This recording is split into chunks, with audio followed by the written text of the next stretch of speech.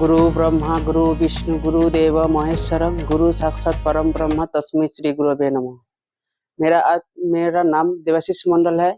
मैं न्याय विभाग का शोध छात्र हूँ। मेरा आज प्रेजेंटेशन का विषय है ग्रंथ लिपि का परिचय और वैशिष्ट्य। पहले से आता हूँ ग्रंथ लिपि का परिचय। ग्रंथलिपि दक्षिण भारत का एक प्राचीन और महत्वपूर्ण लिपि है।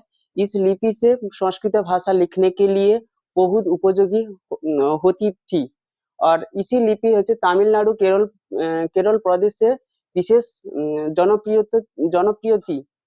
इसी बाद में उत्पत्ति और विकास। ग्रंथलिपि दक्षिण भारत ब्राह्मी लिपि से उत्पत्ति हुआ है। इस ग्रंथलिपि से मलयालम लिपि का विकास हुआ और इस पंचम शताब्दी से लगभग पंचम शताब्दी से एक ग्रंथलिपि का आरंभ हुआ है। उपयोगिता।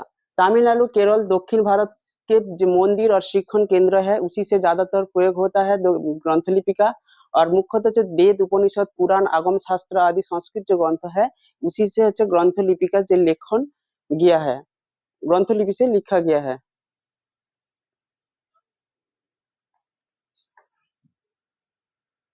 और ग्रंथलिपि का जो प्रमुख वैशिष्ट्य। ग्रंथलिपि मूलतः ब्राह्मी लिपि से दक्षिण ब्राह्मी लिपि से आरंभ हुआ है और दूसरा है संस्कृत लिखने के लिए विशेष रूप से उपयोग है। तीसरा है ग्रंथलिपि का संयुक्त जो अक्षर है उसी से व्यवहार होता है। और चतुर्थ है जो ग्रंथलिपि का बहुत सारी वर्णमाला है जो वर्तुल आकृति का होता है। और पंचम का है आगम तंत्र शास्त्र का व्यापक प्रयोग होता है ग्रंथलिपि का।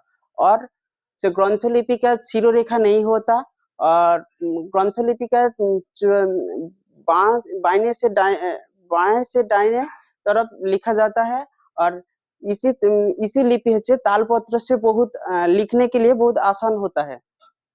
और इसी लिपि 30 से प्राय 30 से 35 तक वर्णमाला होता है। और लिपि का प्रकारभेद। पल्लव लिपि ग्रंथलिपि, संक्रांतिकालीन ग्रंथलिपि, मध्यकालीन ग्रंथलिपि, आधुनिककालीन ग्रंथलिपि। पल्लवकालीन ग्रंथलिपि, इस ग्रंथलिपि प्राचीन और आलंकारिक लिपि ग्रंथों को पल्लव ग्रंथलिपि कहे जाते हैं। और पल्लव को जो शिलालेखन में इसका प्रचलित था, प्रयोग हुआ था। और दूसरी है संक्रांतिकालीन ग्रंथलिपि। इसी चोल वंश के सन लगभग 650 से 950 तक 50 के बीच में इसका प्रचलन हुआ था। और इसी लिपि पल्लव और पांड्यन के जो शिलालेखन है उसी से प्रयोग होता था।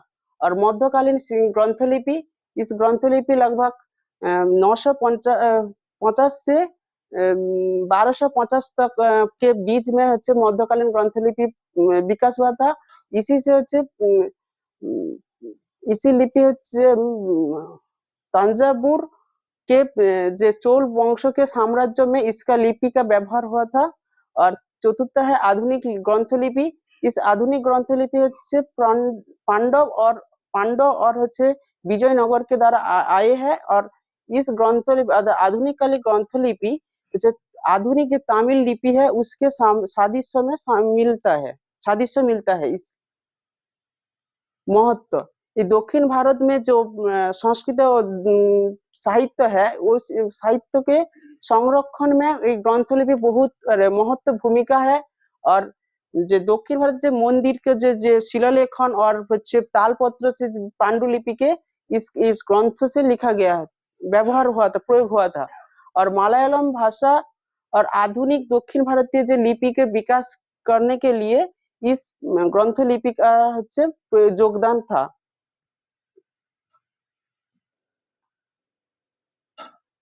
वर्तमान का स्थिति।